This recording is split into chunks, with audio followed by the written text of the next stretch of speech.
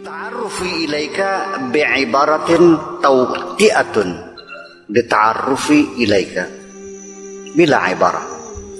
Ta'arrufi, perkenalanku, ilaika, kepadamu, artinya ketika aku memperkenalkan kepadamu, bi'ibaratin, dengan menggunakan ibarat, menggunakan kata-kata, menggunakan kalimat, menggunakan huruf, menggunakan bahasa, dan menggunakan alat komunikasi apapun.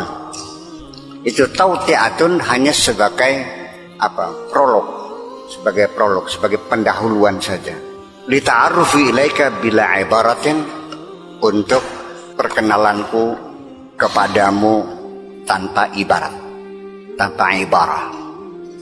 Jadi kalau pakai ibarah hanya sebagai pendahuluan saja, supaya engkau mempersiapkan diri untuk berkenalan yang sesungguhnya, yang sudah tidak menggunakan bahasa. Bila ibaratin, al-afkaru fil harfi. Pikiran-pikiran kita itu adalah disusun dengan huruf-huruf.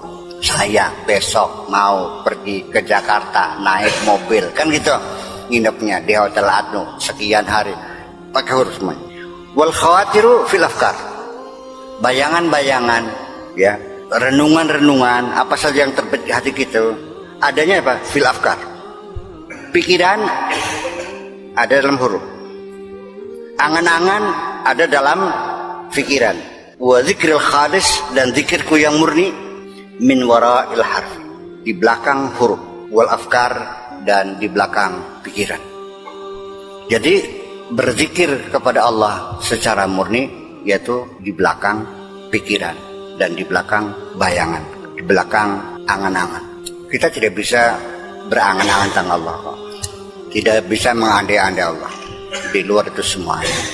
Perlu kalian ketahui bahwa komunikasi itu memang tidak bisa lepas dari kita, ya.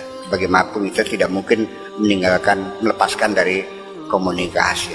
Akan tetapi tingkat komunikasi berjenjang. Dari yang sederhana bahasa ibu sampai bahasa sastra yang tinggi, dan sampai di penghujungnya sudah tidak menggunakan bahasa lagi. Setelah bertahun-tahun mesantren di Irak, sang santri itu permisi kepada mursyidnya, seorang murid itu permisi kepada mursyidnya, saya ingin belajar lebih tinggi lagi. Kata mursyid, silakan.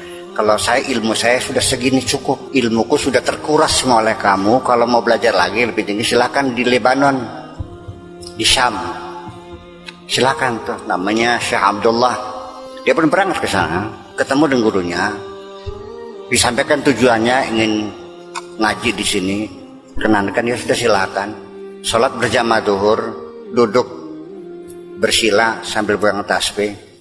Sampai asar berjamaah lagi, duduk sila sambil pegang tasbih masing-masing.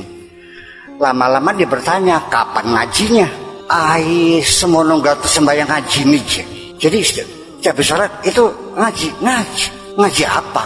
Coba tadi pada zuhur ngaji apa? Ngaji balaghah. Apa yang terangkan? Isti'arah. Lalu ada yang bertanya, ya satunya, apa yang kamu tanya tentang isti'arah tamsiliyah? Saya terangkan, iya. Jadi selama ini mereka diam tanpa bicara tapi berkomunikasi. Itulah tingkat komunikasi orang sulit menggunakan ibarat. Sekarang saya mau nanya, kalian mikir nggak? Merencanakan nggak? Menggunakan bahasa nggak? Ya menggunakan dong, mas enggak, gimana lagi? Bagaimanapun sekalipun kita tidak berbicara, ya, tidak keluar suaranya, ketika kita merumuskan sesuatu, bahkan sampai rencana untuk menyampaikan orasi, itu sudah tersusun dalam diri kita, dalam pikiran kita tanpa suara, tapi menggunakan bahasa. Nah, bahasa ketika diucapkan dalam pikiran itu bisa diintek kok. Ada.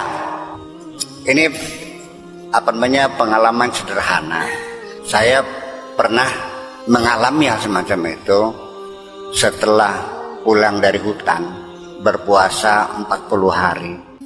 Mata tidak melihat kemaksiatan, telinga tidak mendengar kemaksiatan, mulut tidak berbicara kemaksiatan, tangan tidak pernah melakukan kemaksiatan.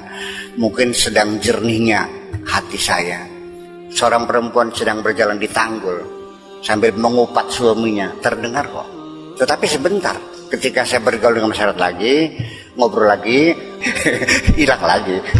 Ada pertimbangan saya, enak gak kita punya hati yang transparan dan transandental semuanya, tapi hanya untuk dirimu sendiri. Maka saya mesti kembali ke masyarakat dengan siap menanggung resikonya, dengan segala dosanya. Ya, tapi yang penting saya bermanfaat daripada saya selamat sendirian. Toh nanti ditimbang. Kalau saya dosa, ya kan gitu, dan tidak bisa dihindari, pasti berdosa. Percayalah, nggak ada semua orang yang tidak berdosa, pasti berdosa. Jadi kita jangan menghindar dari perbuatan dosa, nggak usah takut lah. Ya santai aja, apa adanya aja. Ya, kalau Anda sadar setelah berbuat dosa, segera berbuat kebaikan sebanyak-banyaknya. Toh nanti ditimbang. Faman thaqulat mawazinuhu fi 'aisyatin wa man khaffat mawazinuhu. Selesai kan? Siapa di sini ngacung yang tidak pernah berdosa? Itu.